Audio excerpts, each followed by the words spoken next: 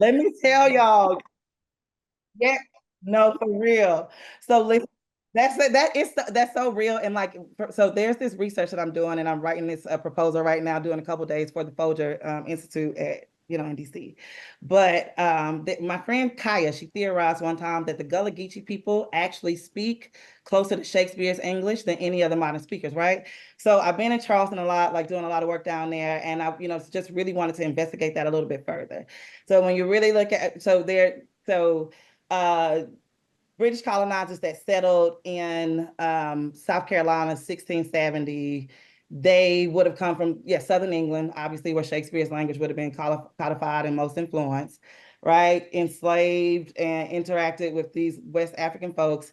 And then the Gullah Geechee people, specifically because of their like isolated location on the sea islands, were able to preserve their language in ways that us, like in the cities, like we were modernized out of that.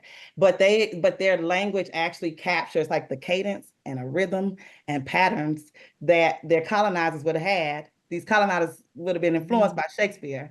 Therefore, like in their language, even today, you find the traces and the remnants of it. And the ingenuity that you see inside of this language, because 40 African languages came together to create the Gullah Geechee language, like 40 African languages. We know Shakespeare like brought together, like he pulled all kinds of languages and shit together in his plays, right? And so I'm looking at like how this comparison actually reveals that the Gullah Geechee language is, and if not, it's more heightened than Shakespeare's language, because it's still evolving, right? Shakespeare's language in a way is still like very museum, as where like Gullah Geechee speakers are still like, they're still like evolving that language because these young folks are still speaking it. And so like I'm doing all of this like comparative analysis that really like showcases that like, y'all, like Black language traditions literally did what like we attribute to Shakespeare. And not only Shakespeare did this while he was like being like, he was being chartered by monarchy. Like Black folks, African folks was doing this under like severe pressure, transatlantic separation, and still creating this like this language that still survives. And if you look at the poetry, like their polyrhythms, right, are just like so reflective of the 40 cultures and stuff that represented that. Like it's just so uncanny.